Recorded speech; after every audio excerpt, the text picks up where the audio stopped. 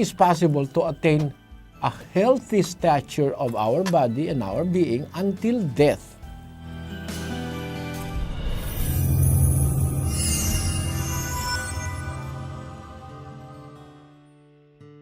Our Bible lesson for today is how to be healthy and about eating the right food and staying healthy. The Bible is a book of wisdom, and no wonder that being healthy is a part of wisdom.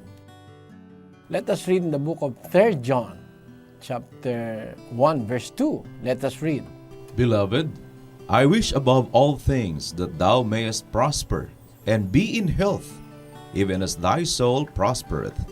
This is the pronouncement of one of the disciples of the Lord Jesus Christ in the first century Christian church.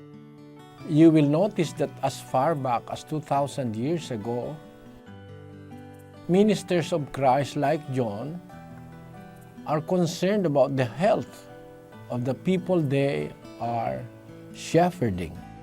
He said, Beloved, I wish above all things that thou mayest prosper and be in health. It is above all things, above wealth, above prestige, above all things, that the servants of the Lord Jesus Christ, they pray to be in health, even as thy soul prospereth. Meaning, above all, the prosperity of the soul. Secondly, the prosperity of the being.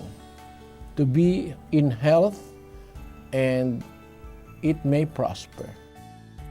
Although it is a common knowledge among people, even among scientists, that as we grow old, our health deteriorates, this verse tells us something very different.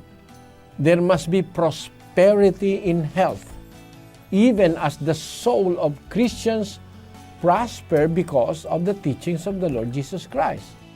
So, the common knowledge of people that health will deteriorate is not the truth. The health of a person can prosper, even as the souls of Christians do prosper by hearing the admonitions and the teachings of God. How can that be? Is it possible that your health may prosper? Of course, if you are not a Christian, you may be a victim of addiction in alcohol, in tobacco, and other vices that cause the deterioration of health.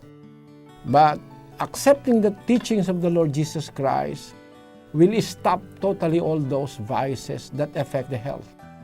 And then on, you may prosper in health. Now, is it possible to stay healthy until death?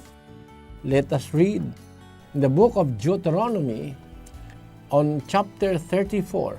It reads, And Moses was 120 years old when he died. His eye was not dim, nor his natural force abated.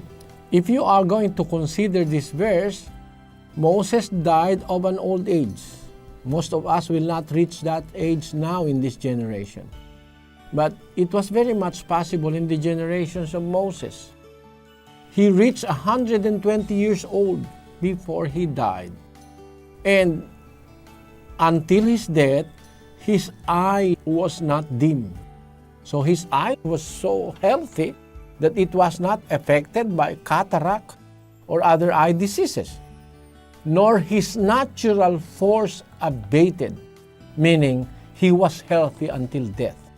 In fact, Moses did not die a natural death. Many of you may not know that Moses did not die a natural death, but he died because the Lord commanded him to die. Let us read. In the book of Deuteronomy again, it says, Get thee up into this mountain Abarim, unto Mount Nebo, which is in the land of Moab, that is over against Jericho. And behold the land of Canaan, which I give unto the children of Israel for a possession. and die in the mount whither thou goest up, and be gathered unto thy people, as Aaron thy brother died in Mount Hor, and was gathered unto his people. If you notice the verse, the Lord said, go up into the mountain. That is in verse 49. And on verse 50, and die in the mount whither thou goest up. You see? Moses is dying by the commandment of God. He is not dying a natural death. He did not die because of sicknesses and diseases, because he is healthy. So it is possible to attain a healthy stature of our body and our being until death. Until death.